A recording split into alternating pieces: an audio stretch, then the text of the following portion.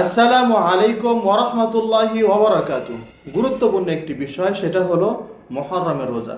যেহেতু মুহররম মাস চলতেছে, আর আল্লাহর রসুল সাল্লাল্লাহু আলাইহি ওয়াসাল্লাম তিনি বলেছেন, রমাদানের পর সর্বোত্তম রোজা হলো আশুরা রোজা, মুহররমের 10 তারিখের রোজা। তো এই একদিন রোজা রাখলে আল্লাহ রসুল সাল্লাল্লাহু আলাইহি সাল্লাম বলেছেন, তার আগামী এক বছরের সগীরা গুনাহ আল্লাহ পাক মাফ করে দিবেন। সুবহানাল্লাহ। তো এই রোজা তাহলে আমরা একটা রাখবো নাকি দুটা রাখবো, এই বিষয় নিয়ে অনেক প্রশ্ন আছে।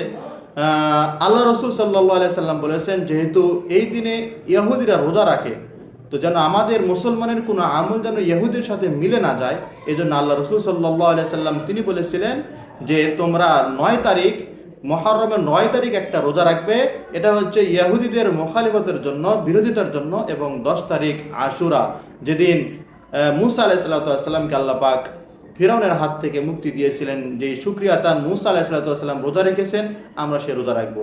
আর এই রোজা রাখার ফজিলত হলো আগামী এক বছরের সগীরা গুনাহ আল্লাহ পাক রব্বুল আলামিন মাফ করে দিবেন। সাথে যদি আমরা তওবা করতে পারি, তাহলে আল্লাহ পাক রব্বুল আলামিন আমাদের কবিরা গুনাহগুলোকেও মাফ করে দিবেন। ইনশাআল্লাহ আমরা রোজা রাখার চেষ্টা করব।